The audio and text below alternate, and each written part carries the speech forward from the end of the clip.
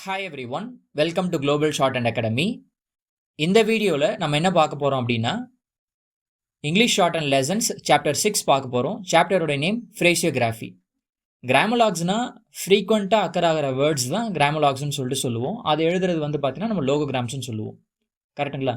அதே மாதிரி ரெண்டு வார்த்தைகளை சேர்த்து எழுத முடிஞ்சுது அப்படின்னா அதை நம்ம வந்து ஃப்ரேசஸ்ன்னு சொல்லிட்டு சொல்லுவோம். ரெண்டு இல்லைன்னா ரெண்டுக்கு மேற்பட்ட வார்த்தைகள்.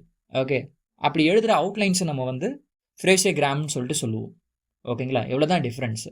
ஜாயின் பண்ணி எழுதுறது, ரெண்டு இல்லைன்னா அதுக்கு மேற்பட்ட வார்த்தைகளை வந்து ஜாயின் பண்ணி எழுதுறது, இதுதான். சரிங்களா? இப்படி எழுதுகிறப்ப அது வந்து பார்த்தீங்கன்னா லெஜிபிளாக இருக்கணும். ஓகே, அதாவது தெளிவாக இருக்கணும், எழுதுறதுக்கு வாட்டமாக இருக்கணும்.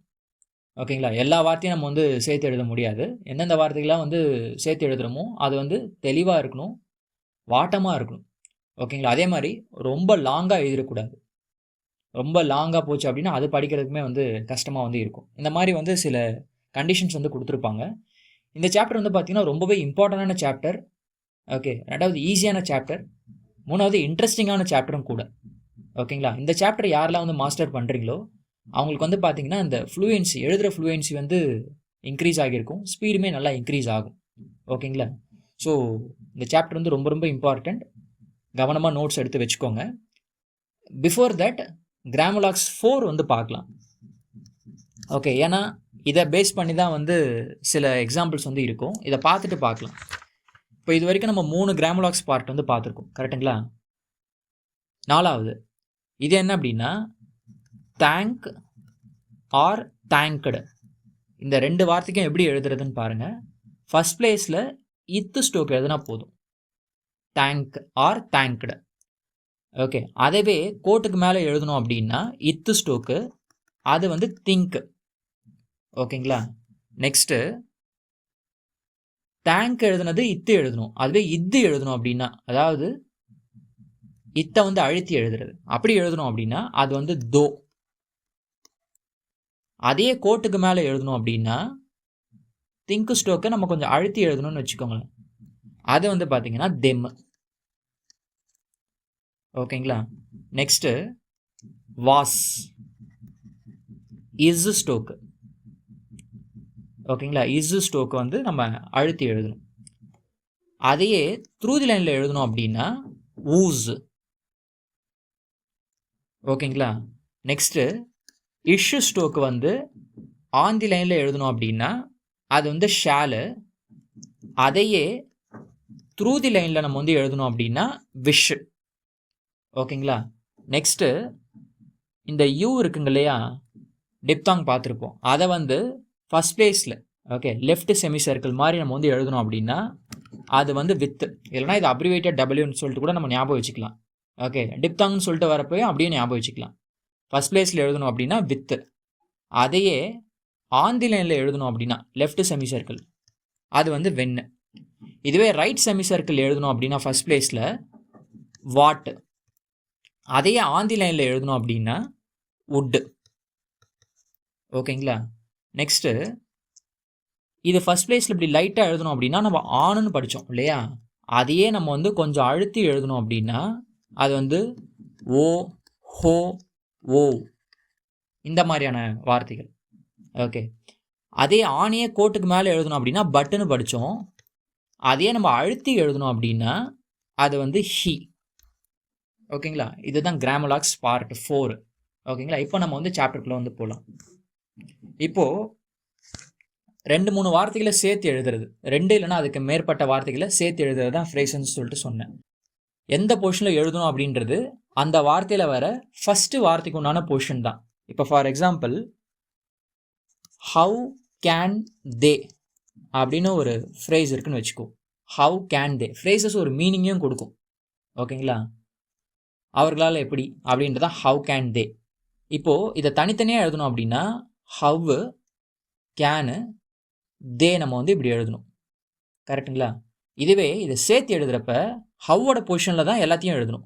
ஹவ்வு, கேன் அதுலேயே சேர்த்து எழுதணும் ஜாயின் பண்ணி, அப்புறம் தே. வவ்வல் வைக்கணும்னு அவசியம் கிடையாது. ஃப்ரேசஸில் எதுவுமே வந்து பார்த்தீங்க அப்படின்னா நம்ம வவ்வல் வைக்கணும்னு கிடையாது ஃப்ரேசியோகிராமில். ஓகே, இப்போ புரிஞ்சுதுங்களா?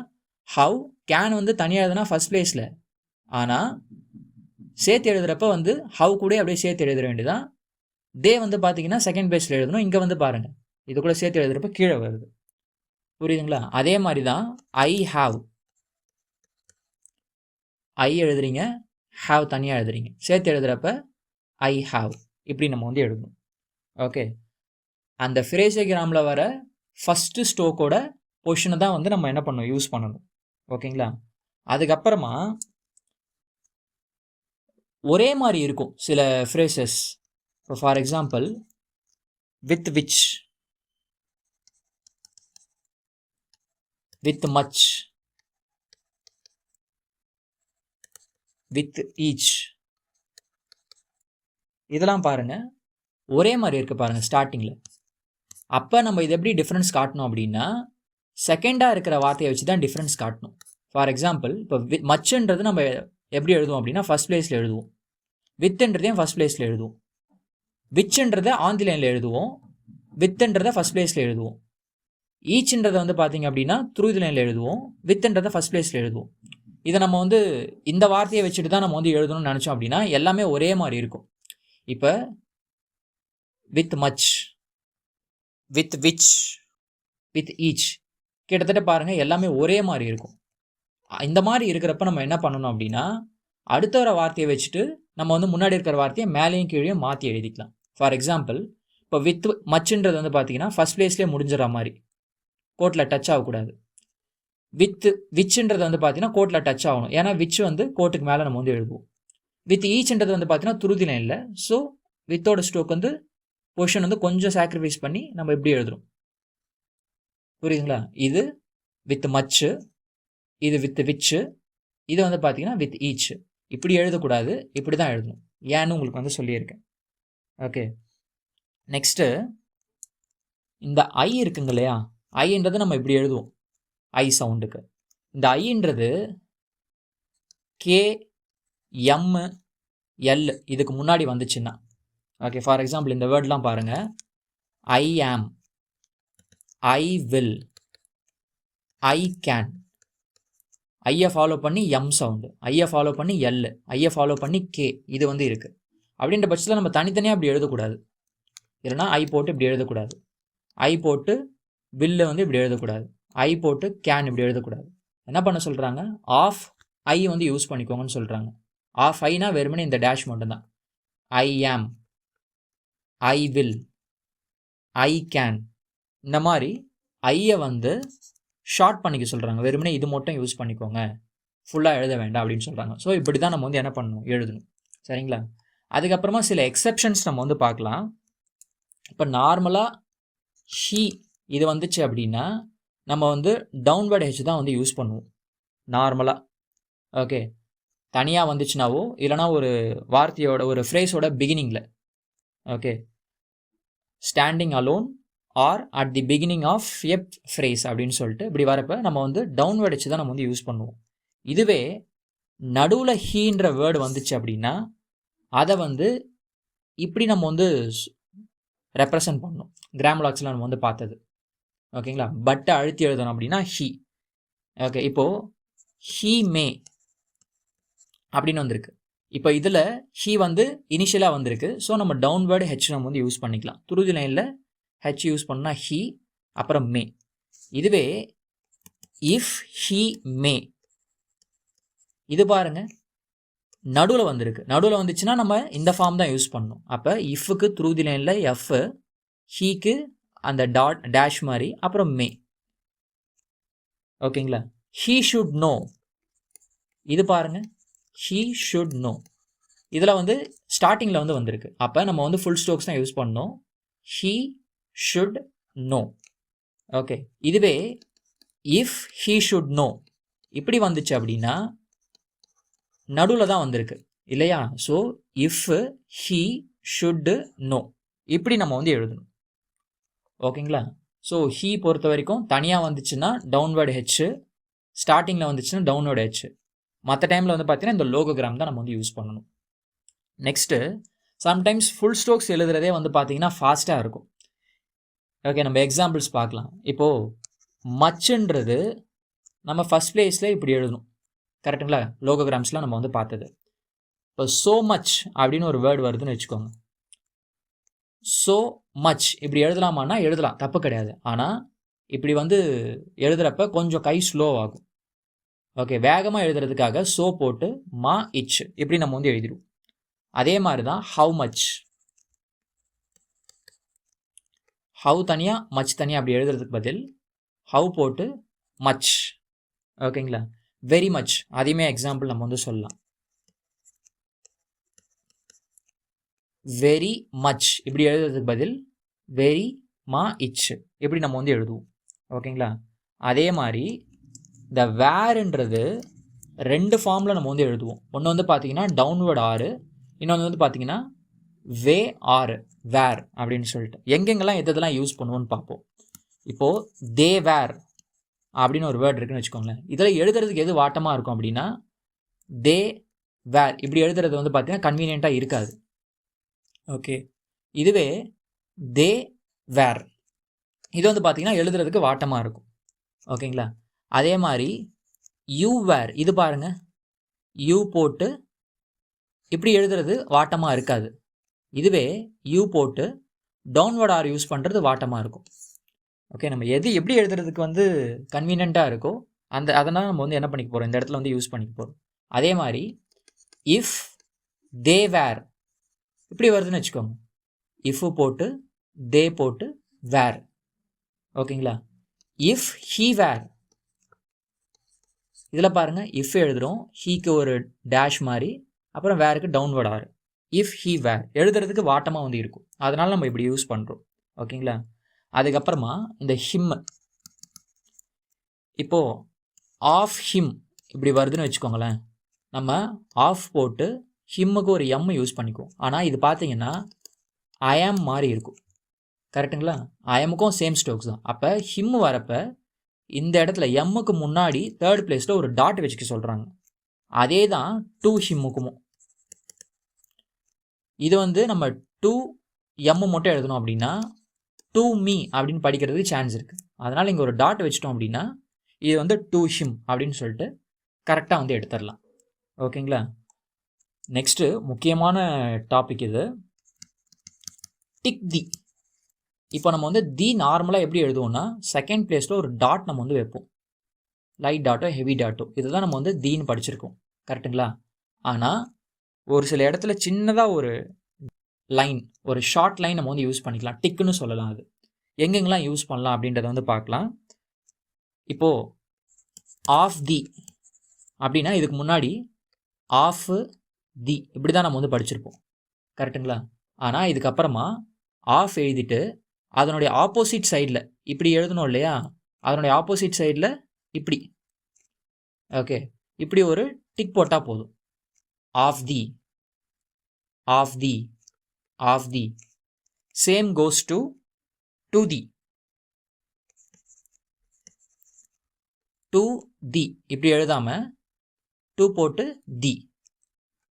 Okay, and the, and the இப்படி எழுதாம அண்டு இப்படி போகிறோம். ஓகே, மேலே போகிறோம், அப்போ வந்து ஆப்போசிட் சைடில் கொண்டு வந்துடணும். And the, and the, and தி அப்படின்னு சொல்லிட்டு. நெக்ஸ்ட்டு வித் தி, வித் இப்படி எழுதுவோம், திக்கு ஒரு டாட் வைப்போம். ஸோ வித்து இப்படி போகுது இல்லையா, ஸோ ஆப்போசிட் சைடில் ஒரு dash, with the, with the, with the, with தி அப்படின்னு சொல்லிட்டு. அதே மாதிரி தான் பை தி, பை தி இப்படி எழுதாம பை தி இப்படி நம்ம வந்து எழுதுறோம். அதே மாதிரி ஹாவ் தி, ஹாவ் தி இப்படி எழுதாம ஹாவ் தி இப்படி நம்ம வந்து எழுதணும்.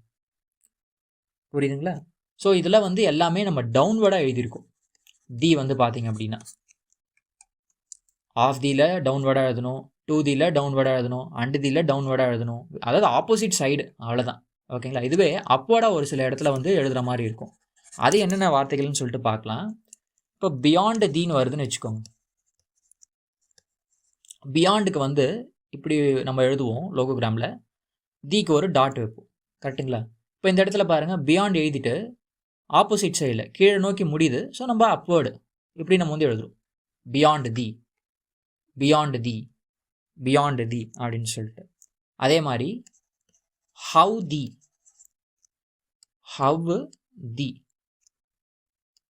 ஹவ் போட்டு தி அப்வர்டாக நம்ம வந்து எழுதுறோம். ஹவ் தி, ஹவ் தி அப்படின்னு சொல்லிட்டு. At the, at the, at the இப்படி நம்ம வந்து எழுதிடணும். இதெல்லாமே வந்து அப்வர்டாக எழுதுறோம் பாருங்கள். At the, at the, at the அப்படின்னு சொல்லிட்டு எழுதணும். ஓகேங்களா? அதே மாதிரி வாஸ், வாஸ் தி, வாஸ் எழுதிட்டு ஒரு டாட் நம்ம வந்து வைப்போம். அப்படி இல்லாமல் வாஸ் தி, இதையும் அப்வர்ட் டைரெக்ஷன். புரியுதுங்களா? இந்த டிக் தி வந்து இனிஷியலாக நம்ம வந்து யூஸ் பண்ணக்கூடாது. இனிஷியலாக வந்துச்சுன்னா டாட் தான் வைக்கணும். எண்டிங் தான். இது எல்லாமே பார்த்தீங்க அப்படின்னா of the, and the, should the, with the, by the, which the, beyond the, what the அப்படின்னு சொல்லிட்டு எண்டிங் தான் இது எல்லாமே. ஓகே, இனிஷியலாக வந்துச்சு அப்படின்னா நம்ம டாட் தான் நம்ம வந்து யூஸ் பண்ணணும். ஓகேங்களா? இதுவே இப்போ ஆன் தி பாருங்களேன். ஆன் நம்ம இப்படி எழுதுவோம், தி நம்ம வந்து இப்படி எழுதணும். கரெக்டுங்களா? இது வந்து கொஞ்சம் சாட்சி எழுதிக்க சொல்கிறாங்க. ஓகே, இப்படி நேராக ஆன் வந்து எழுதாமல் கொஞ்சம் சாட்சிக்கு. ஆன்னா நம்ம இப்படி நேராக வெர்டிக்கலாக எழுதுவோம். அப்படி இல்லாமல் இந்த மாதிரி எழுதிக்க சொல்கிறாங்க, ஆன் தி அப்படின்னு சொல்லிட்டு. ஏன்னா அது ஐ மாதிரி போகிறதுக்கு சான்ஸ் இருக்குது. ஐ மாதிரி தெரியுது பாருங்கள். ஓகே, அதனால் ஆன் தி மட்டும் கொஞ்சம் பெட்டரான ஆங்கிள் வர்றதுக்காக இப்படி எழுத சொல்கிறாங்க, ஆன் தி, ஆன் தின்னு சொல்லிட்டு. சேம் தான் பட்டு திக்கும். பட்டு தி வந்து இப்படி எழுதணும். இப்படி எழுதுவோம் நம்ம, கரெக்டுங்களா? அப்படி எழுதக்கூடாது. கொஞ்சம் சாட்சிக்கு சொல்கிறாங்க ஆங்கிள் கரெக்டாக ஃபார்ம் ஆகிறதுக்கு. Okay, to secure A better angle. But the, but the, but தின்னு சொல்லிட்டு. ஓகேங்களா? இவ்வளோ தாங்க இந்த சாப்டர். ஓகே, உங்களுக்கு பேஜ் நம்பர் 28ல், பேஜ் நம்பர் 28ல் ஒரு பேஜில் ஃப்ரேசஸ் கொடுத்துருப்பாங்க. ஓகேங்களா? அது எல்லாத்தையுமே வந்து பார்த்தீங்கன்னா குறைஞ்சது 5 லைன்ஸ் வந்து எழுதணும். ஓகேங்களா? அதுக்கப்புறமா கிராமலாக்ஸ் இருக்குது. கிராமலாக்ஸ் நம்ம இன்னொரு வாட்டி பார்த்துட்டு அதுக்கப்புறமா இருக்கிற எக்ஸசைஸ்லாம் வந்து பார்க்கலாம். சரிங்களா? தேங்க்யூ. நம்ம அடுத்த வீடியோவில் சாப்டர் 7 வந்து பார்க்கலாம். சரிங்களா? தேங்க்யூ.